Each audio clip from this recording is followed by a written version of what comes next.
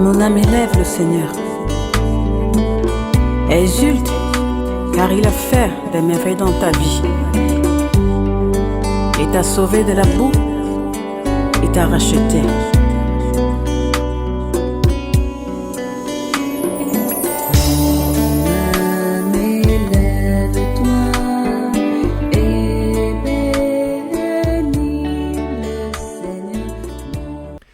Chers amis, bonsoir. Joie nouvelle de se retrouver sur les ondes de la 100.3. Il est 17h00 dans le studio de Christ Radio en ce 22 octobre 2020. Et nous continuons notre réflexion sur l'amour et la sexualité. Alors je vous rappelle, parce que moi je trouve que ces émissions sont bonnes à écouter aussi avec vos enfants, les jeunes, les adolescents, les adultes, les étudiants. Et vous pouvez retrouver ces émissions donc soit sur Facebook, même comme sur Facebook, je crois qu'il y a eu quelques petits problèmes avec la connexion Internet à 10h30, mais en tout cas sur YouTube. Je vous rappelle le site YouTube du Père et Marie. On essaye de mettre toutes les vidéos des 3 enseignements de la radio, de lundi, mardi, jeudi et vendredi, sur YouTube. C'est YouTube. Alors le titre de YouTube, c'est YouTube Père Hervé Marie Ignard Hignard. Et vous pourrez trouver donc sur YouTube ces émissions que vous pouvez écouter d'ailleurs avec vos jeunes. N'hésitez pas. Ce serait bien, parce que pendant les vacances, quelquefois, on a fait des jeunes à revenir au village ou ailleurs. Mais pourquoi pas vous apporter une conférence comme celle-ci, vous écoutez ça ensemble et vous discutez, vous dialoguez. Pour faire comprendre à nos jeunes garçons et nos jeunes filles la virginité jusqu'au jour du mariage chrétien. Pas de relation sexuelle tant qu'on n'est pas marié à l'église. Sexeur, sexeuse, arrêtez de sexer. Et mopeur, mopeuse, arrêtez de mop. La mop, ça ne baille pas. Alors, tout ça sont des conseils qui sont donnés, vous voyez, qui sont là pour nous faire comprendre comment est-ce que nous pouvons aimer. Et on avait essayé de voir comment cet amour que nous voulons vivre, qui va s'imposer à nous. D'ailleurs, le premier acte par lequel tu es né, c'est un acte d'amour. C'est la relation amoureuse de ton père et de ta mère qui ont fait que tu es venu au monde. Et c'est pour ça que l'amour est présent dans toute notre vie. Alors on avait insisté jusqu'à la puberté avec la naïveté des filles. Vous les filles, une chose qui est sûre, c'est que, oui, vous êtes belles, vous êtes mignonnes, vous avez des jeunes femmes, vous êtes attirantes, vous êtes attrayantes. Et puis ensuite, vous savez faire votre nyanga pour aguicher les garçons, mais il ne faut pas trop exagérer non plus. Et il faut que vous soyez belle. On vous aime quand vous êtes belle. Mais il faut une beauté qui soit aussi pudique et sobre. Et c'est important. Et il faut que vous compreniez que les garçons grivois et sauvages n'ont aucun intérêt. Et que vous soyez capable de discerner dans votre cœur, c'est pas parce que vous aimez un garçon que vous devez faire n'importe quoi avec lui. Et quand on aime quelqu'un, on a vu ce matin une distinction très très importante. La première distinction dans l'ordre de l'amour pour moi, c'est la distinction entre l'amour sensible et l'amour spirituel. L'amour sensible, c'est un amour qui est lié, comme dit, sensible, donc au sens. Nous avons 5 sens. Nous avons des yeux, des oreilles, et tous les restes que vous connaissez par cœur. Il y a des choses qu'on aime voir. Il y a des choses qu'on n'aime pas voir. Quand vous voyez tous ces massacres qui ont lieu à coups de machette, la tête de quelqu'un qui est fracassée, une hache dans le cerveau de quelqu'un, mais c'est horrible, c'est même traumatisant. Il y a des choses qu'on n'aime pas voir, et c'est normal. Par contre, il y a des choses qu'on aime voir. Il m'est arrivé, moi, quand je conduisais de temps en temps, de m'arrêter parce que le coucher de soleil était beau. Et tu t'arrêtes et tu contemples ce coucher de soleil pendant 10 minutes. Il y a des choses qui sont belles.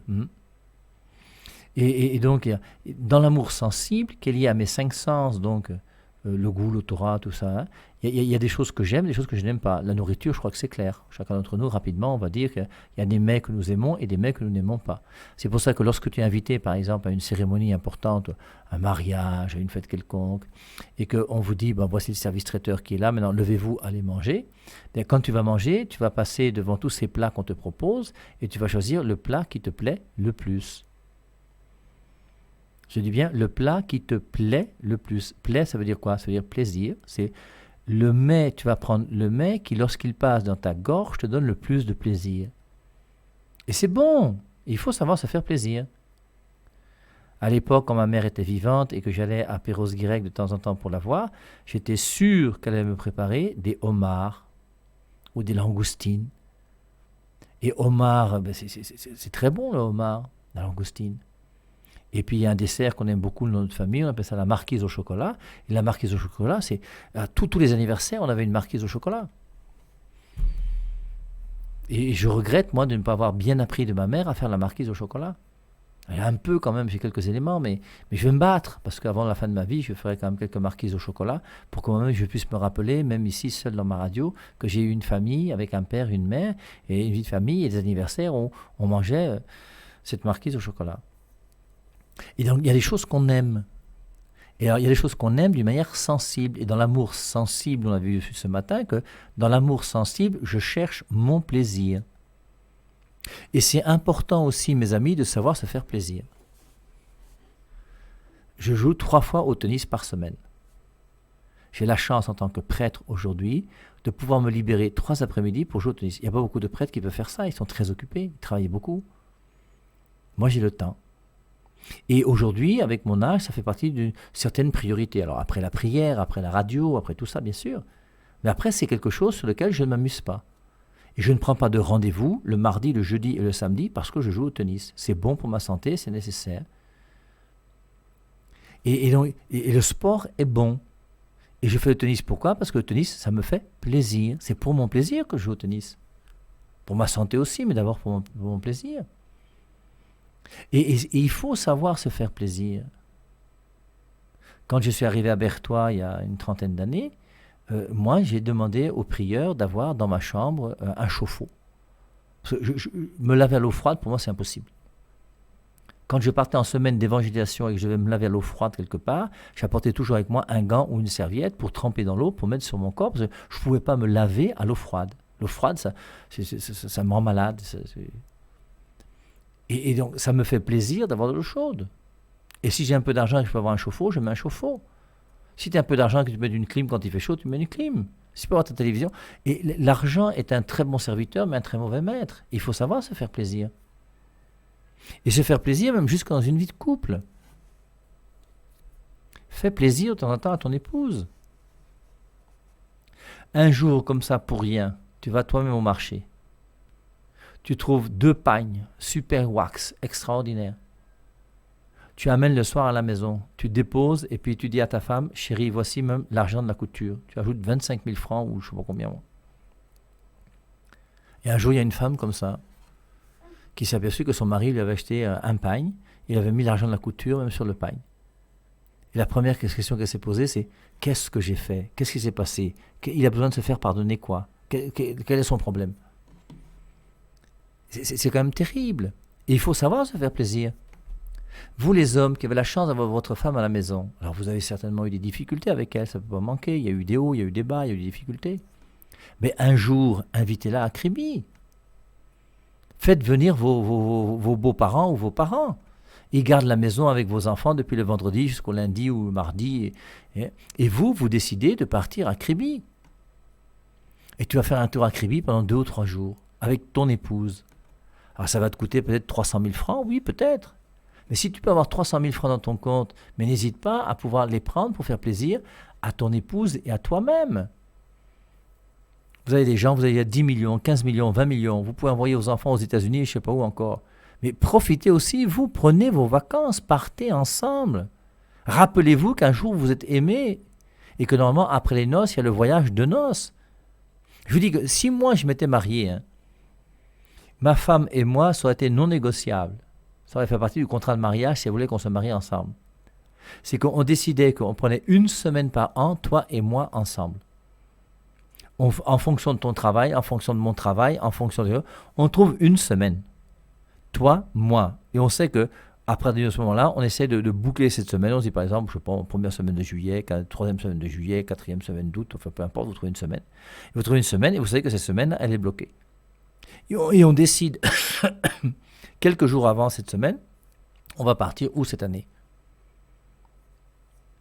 Alors, si on a beaucoup d'argent, on va visiter l'Australie. On va faire un tour en Chine, on va au Japon, on va à Dubaï, on va je ne sais pas où moi. On va faire un tour aux Baléares, on part, voilà, quelque temps. Pendant 1 semaine. Les grands-parents savent que c'est eux qui vont garder les enfants savent que pendant 1 semaine on ne sera pas là. Et puis je pars avec mon épouse pendant 1 semaine. On part ensemble, toi et moi. Maintenant, si on a un peu moins d'argent, on va à Kribi, ou à Limbé, ou une fois on va au nord, visiter Ouaza, je ne sais pas quoi moi. Tu prends Petit hôtel là-bas pendant 6 jours, 7 jours, vous restez ensemble tous les deux comme des amoureux. Bon, s'il y a moins d'argent, tu vas au village et tu essaies de voir si la case de ton père peut être libre pendant une semaine. Mais après, peu importe le lieu où on va, c'est pas ça qui est important. C'est que je puisse me retrouver avec celui ou celle que j'aime pendant une semaine. Et pendant cette semaine-là, on n'a plus le souci des garçons, des enfants, de la famille. C'est toi et moi et moi et toi. Et même si la veille au soir, il y a eu une engueulade, on s'est engueulé, ça a été difficile, le lendemain, on prend son sac et sa valise et on part. Si on boude, on boude. Quand on va arrêter de bouder, on va arrêter de bouder, on va se regarder dans les yeux, on va commencer à s'embrasser, on va se rappeler qu'on s'est aimé un jour. Mais il faut, vous voyez, quelque part, je veux dire, l'amitié, c'est quelque chose qui se travaille aussi. Et je ne peux pas commencer à vivre avec un homme ou une femme et être avec lui ou avec elle dans une monotonie telle que ça devient très bizarre. Donc c'est pour ça que l'amour, c'est quelque chose d'important. Alors, l'amour sensible, je cherche mon plaisir. Et dans l'amour spirituel, je cherche le bonheur de l'autre. Mais en cherchant le bonheur de celui ou de celle que j'aime, je peux aussi prendre mon plaisir avec celui ou celle que j'aime. Jusqu'au plaisir conjugal, bien sûr. Ça me plaît de marcher avec la femme que j'aime. Ça me plaît de marcher avec le mari que j'aime. Il y a un deuil au quartier. Vous devez partir. Tu te prépares. Et quand ton mari est déjà prêt, tu dis « Avance d'abord, j'arrive ». Tu ne veux pas marcher avec ta femme, pourquoi ? Je vous dis que moi, si je m'étais marié, non seulement on ferait une semaine ensemble, une fois par an, dans un endroit qu'on va choisir, toi et moi, simplement. Et j'irai à la messe avec ma femme, peut-être pas tous les dimanches, mais au moins une fois par mois, toi et moi, on irait assister à la même messe. Et à cette messe-là, bien, on arrive bras dessus, bras dessous. On sera assis l'un à côté de l'autre. Au moment du baiser de paix, je fais un petit bisou sur le front de mon épouse. Et on est heureux d'être ensemble. Je n'ai pas honte de la femme que j'ai choisie. Je n'ai pas honte du mari qui est le mien. Et il faut, vous voyez, que cette amitié soit une amitié qui soit vraie. Mais cette amitié qui va exister dans une vie de couple ne peut être vraie qu'à condition que cette amitié soit une amitié qui soit déjà d'abord vécue quand nous nous sommes rencontrés, quand nous étions plus jeunes. Et c'est pour ça que ce qui va faire la force d'une vie de couple, c'est l'amour qui existe entre l'époux et l'épouse. Et le grand défaut chez vous, mesdames, c'est lequel ? C'est qu'au bout d'un moment, comme ton mari te trompe, quand ton mari n'est plus attentif, comme ton mari commence à faire ces choses bizarres, mais tu commences à reporter ton amour sur tes enfants. Et quand tu commences à reporter tes amours sur ton enfant, tu n'as plus le temps de ton mari. Et ton mari qui déjà te délaissait un peu, n'a qu'une seule envie, c'est de te délaisser encore davantage parce que tu n'as plus son temps. Comment se fait-il qu'un homme et une femme ont accepté de vivre ensemble ? C'est qu'à un moment quand même vous vous êtes aimés. Et cet amour-là, pourquoi il ne grandit pas chaque jour davantage ? Et une chose qui est sûre, c'est qu'un amour ne peut pas grandir autrement que dans la vérité. Je reprends, parce que c'est important. Amour et vérité vont ensemble. Un amour ne peut grandir pleinement et totalement que dans la vérité. Ce qui est vrai aussi pour notre relation amoureuse avec Jésus-Christ. Et là, une fois de plus, les non-catholiques, je m'adresse à vous. La vérité enseignée par l'Église catholique et la vérité enseignée par les autres églises n'est pas la même vérité. Et cette vérité ne nous aide pas à aimer comme on devrait aimer. C'est pour ça que c'est important aussi de réfléchir sur la vérité. Je ferme la parenthèse. Et la vérité dans une vie de couple est très importante. Et il ne faut pas que vous, mesdames, vous puissiez accepter de fermer les yeux sur la mauvaise manière de vivre de votre mari. Si votre mari se comporte mal, il faut lui dire. Il faut s'asseoir, il faut discuter ensemble. S'il ne veut pas discuter, s'il ne veut pas dialoguer, il y a péril dans la demeure, ça devient grave. Mais il y a combien de femmes que nous rencontrons chaque jour ici, dans les quartiers et partout ailleurs, qui sont des femmes qui savent que leur mari les trompe, mais qui font comme si elles ne savaient pas. Et je ne pense pas que ce soit juste. Et je pense que l'amour qui existe entre nous est un amour qui doit être vécu dans la vérité. C'est pas normal qu'une femme ne sache pas où est son mari. Il est parti depuis le matin. Où ? Mais moi, si j'avais été marié, même quand j'avais travaillé, si à la pause de midi, je mange quelque part, j'allais dire à mon épouse, écoute, comme tu vois, je suis dans tel restaurant, ou je suis dans tel endroit, ou elle saurait par exemple que je mange à midi dans tel endroit. Elle saurait que le mardi, par exemple, je vais plutôt à la cathédrale pour assister à la messe, ce jour-là, je jeûne un peu. Elle connaîtrait mon programme. Et si elle veut, elle me retrouve à la messe le mardi. Après la messe, on discute un peu ensemble, on boit un coup, et puis hop, on se sépare. Sinon, si elle saurait que, bon, vu que mon entreprise, là où je travaille, c'est dans tel endroit, il y a tel quartier, tel restaurant que j'aime bien, dans lequel je vais de temps en temps, et elle pourrait venir dans ce restaurant-là comme elle veut, quand elle veut. Mais c'est important parce que sinon après il y a une vie de couple qui est bizarre. Alors c'est pas la surveillance, on n'est pas là pour surveiller son époux, son épouse, parce que d'abord on ne peut surveiller personne, c'est impossible de surveiller quelqu'un. Tu vas surveiller quelqu'un comment? Si on pouvait surveiller tout le monde, il n'y aurait pas de voleurs. Il y a des voleurs et qui volent. Et c'est impossible de surveiller quelqu'un. Après, si tu mets des garde-fous partout, au bout d'un moment, bon, tu vas toujours trouver une faille quelque part ou quelque chose. Tu peux toujours trouver des solutions. Et c'est pour ça que la confiance est absolument nécessaire, le dialogue est absolument nécessaire. Et c'est pour ça donc, s'il n'y a plus de confiance dans une vie de couple, ça pose un problème grave, très grave.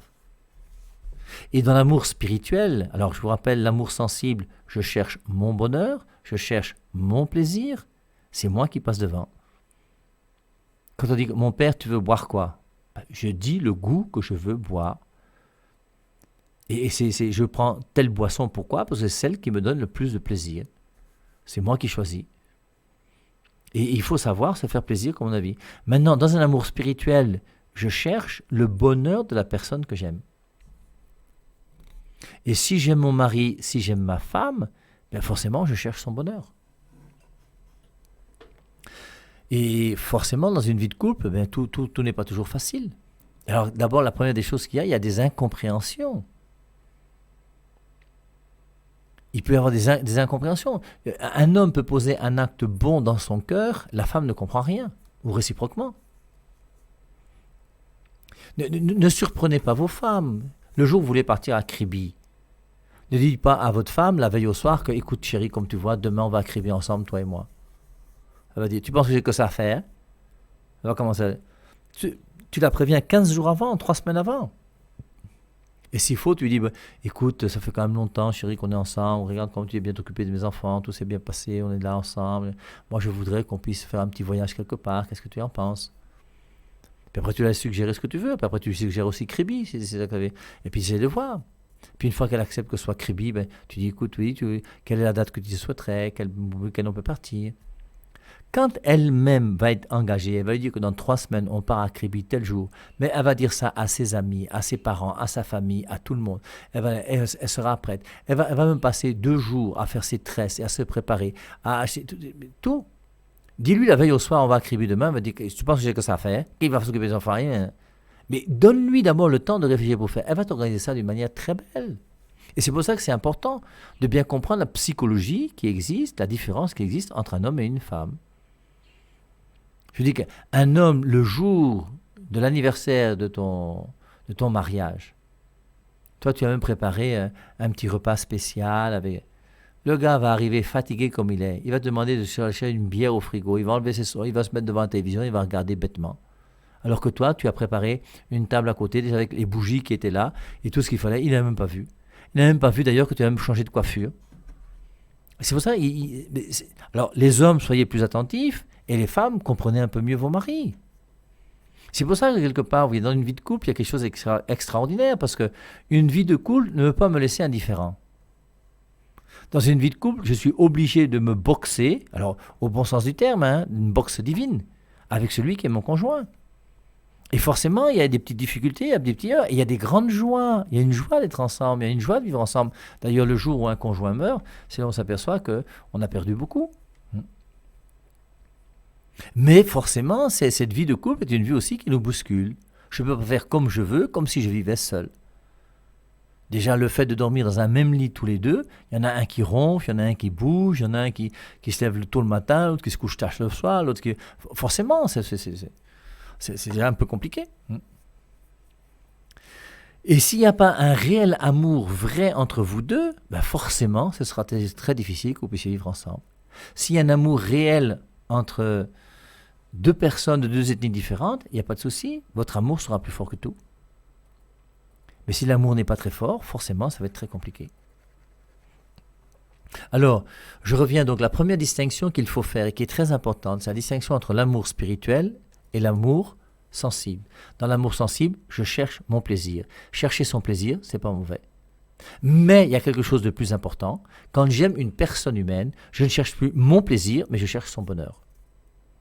Et il faut que chacun d'entre nous, dans les relations humaines que nous menons, que nous soyons capables de chercher le bonheur de la personne avec qui nous marchons. C'est très important. Hein. Et c'est pour ça que je vous avais dit il y a déjà hier ou avant-hier que parmi les amis que vous avez 3 catégories d'amis. Les amis de plaisir, qui sont là pour notre plaisir et qui ne vont jamais changer notre vie. Des amis utilitaires qui sont là parce que ça est utile le numéro de téléphone du docteur ou du général ou du ministre. Et puis les amis parfaits. Et les amis parfaits, c'est eux qui sont des gens qu'on aime pour eux-mêmes. Et des gens qui nous font sortir de nous-mêmes. C'est plus mon plaisir que je regarde, c'est pas ce qui m'est utile. Je sors de moi-même parce que je cherche le bonheur de cette personne. Et l'amour nous fait sortir de nous-mêmes et nous bouscule vers quelque chose qui nous dépasse, qui nous empêche de rester dans notre petit quotidien de tous les jours. Donc, différence entre amour sensible, amour spirituel, amour de plaisir, amitié utilitaire et amitié parfaite. Et on voyait donc ce matin que je n'ai qu'un seul corps, que je ne peux donner qu'à une seule personne. On avait dit que vous les filles, et je répète ce soir, ne soyez pas naïves. Quand un garçon te dit qu'il t'aime, ça ne veut pas dire qu'il t'aime. Ça veut simplement dire qu'il t'a dit qu'il t'aime. Je peux dire à quelqu'un que je suis archi-milliardaire. C'est ce que j'ai dit. Maintenant, est-ce que c'est vrai? De fait, non. Mais ce que tu dis n'est pas toujours la vérité. Et c'est pour ça qu'on avait pris l'exemple de cette femme qui vient te voir pour dire « Mon père, il m'a dit qu'il m'aimait. Mon père, il m'a dit qu'on allait se marier. » Et elle pleure, pourquoi? Parce que le gars a pire qu'il est parti. Il m'a dit. Oui, il t'a dit, non. Mais maintenant qu'il t'a dit, toi aussi, sois pas bête. Sois pas naïve. Il t'a dit qu'il t'aimait, mais est-ce qu'il t'aime réellement? Et c'est pour ça que maintenant, essaye de voir avec ton intelligence et discerner, est-ce que ce monsieur qui m'a dit qu'il m'aimait, est-ce que ce garçon qui m'a dit qu'il m'aimait, est-ce que cette fille qui m'a dit qu'elle m'aimait, est-ce qu'il m'aime ou est-ce qu'elle m'aime réellement? Et c'est pour ça qu'on a une intelligence qui nous permet de discerner. Et c'est pour ça que amour et vérité sont toujours ensemble. Et je vous rappelle qu'il y a des amours impossibles, alors je ne vais pas revenir sur ça parce qu'on l'avait vu. Hein. Et donc, je n'ai qu'un seul corps que je ne peux donner qu'à une seule personne. Je crois que c'est très important de comprendre que là où tu es, c'est là où est ton corps. Et ton corps, tu n'en as pas 2, tu n'en as pas 3. Si tu avais 2 corps, tu pourrais avoir 2 femmes. Si tu avais 3 corps, tu pourrais avoir 3 femmes. Mais tu n'as qu'un seul corps et c'est pour ça que tu ne peux avoir qu'une seule femme. Moi, j'aime bien poser la question à nos cousins musulmans, pourquoi vous dites que vous avez le droit à 4 femmes? Donne-moi une raison intellectuelle, moi je veux comprendre. Je veux avec mon intelligence comprendre et saisir pourquoi je dois accepter de croire telle ou telle chose.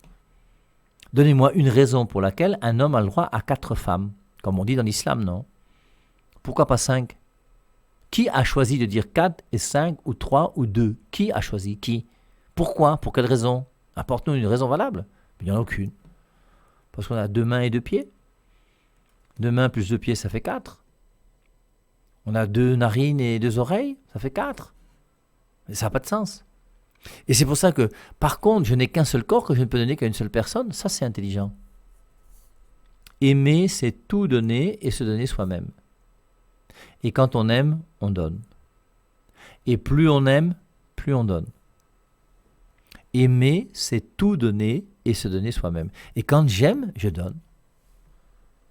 Je ne crois pas qu'on puisse définir le mot aimer autrement qu'avec le verbe donner. Quand tu as quelqu'un que tu aimes, tu lui donnes. Tu ne vas pas donner à n'importe qui, n'importe quoi. Et parmi ce que je peux donner à quelqu'un, la chose la plus importante, c'est me donner moi-même. Je ne m'appartiens pas à moi-même. J'ai été créé par Dieu. Et j'appartiens à Dieu. Et c'est Dieu qui m'a voulu. Mais il m'a donné une certaine autonomie qui fait que par mon corps et par ma vie, je peux diriger certaines choses. Et mon corps, c'est le mien. et je peux donner mon corps à quelqu'un. Le don des corps, les relations sexuelles entre un homme et une femme, le don des corps, 1 Corinthiens chapitre 7, versets 3 et 4. Mari, ton corps n'est plus à toi, mais ta femme. Femme, ton corps n'est plus à toi, mais à ton mari. Je n'ai qu'un seul corps que je ne peux donner qu'à une seule personne. Et si je reconnais que je n'ai qu'un seul corps, je vous ai dit ce matin que j'avais une seule montre, je peux donner une seule personne. Quand tu as une voiture, tu as une tablette, tu as un téléphone, tu peux donner à une seule personne. Tu peux donner ton téléphone à 12 personnes. Ça n'a pas de sens. Et je n'ai qu'un seul corps que je ne peux donner qu'à une seule personne. Ça veut dire qu'avant de donner mon corps à celui ou à celle à qui je donne mon corps, c'est quelque chose d'important. On ne donne pas son corps à n'importe qui. Prenons un exemple. Vous êtes dans une entreprise et puis on vous propose un stage en Chine ou aux États-Unis pendant 6 mois. Pour vous perfectionner, ça vous permettra d'avoir un meilleur salaire et puis tout ça. Et comme tu aimes te perfectionner, tu es content. Alors toi, tu as déjà quand même construit ta maison au quartier. Et maintenant que tu as construit ta maison au quartier, tu es célibataire, tu es seul. Ben, tu te dis, bon, comme je vais partir pendant 6 mois, qu'est-ce que je vais faire? Alors tu vas au quartier, tu vas au Carrefour. Premier garçon que tu vois, le gars des rastas bizarres, une boucle d'oreille bizarre, habillé de manière bizarre. Tu dis, écoutez monsieur, vous pouvez m'aider, je voudrais que vous gardiez ma maison pendant 6 mois. Et il n'y a pas de problème. Alors, tu l'amènes dans ta maison, tu fais une chambre pour lui, tu lui montres où est sa chambre. Toi, tu as ta chambre, tu fermes la clé, bien sûr, puisque tu vas partir pendant 6 mois. Et puis, tu lui dis, bah, écoute, il n'y a pas de souci. Hein. Comme tu vois, voici mon numéro de téléphone. Je vais t'envoyer un Orange Money chaque mois pour l'électricité. Même chose pour l'eau. Voici un petit peu d'argent pour que tu prépares à manger. Il y a le frigo qui est là, la cuisinière est là, tout est là, il n'y a pas de souci. S'il manque du gaz, tu me dis, tu m'appelles, je vais changer. Et puis, on s'arrange. Et puis, dans 6 mois, donc, on se retrouve. Tu penses que quand tu vas venir 6 mois plus tard, tu vas retrouver ta maison? Même les tôles seront vendues. Le gars va casser ta porte pour voir ce qu'il y a dans ta chambre. Il va vendre ton frigo, il va vendre ta télévision. Tu peux donner ta maison à n'importe qui. Tu peux pas confier ta voiture à n'importe qui. Tu ne peux pas donner ton corps à n'importe qui. Ton corps, c'est encore plus que ta maison. Tu bois 1 bière, 2 bières avec un gars, après tu es déjà dans son lit. Tu cherches quoi, ma sœur? Et tu penses que c'est ça qui va t'apporter le bonheur? Quel bonheur? Qu'est-ce que tu veux? Qu'est-ce que tu cherches? Deutéronome 30, 15. Je mets devant toi le bonheur et le malheur, la vie et la mort, la bénédiction et la malédiction. Choisis. Qui choisit? C'est toi et personne d'autre. Je n'ai qu'un seul corps que je ne peux donner qu'à une seule personne.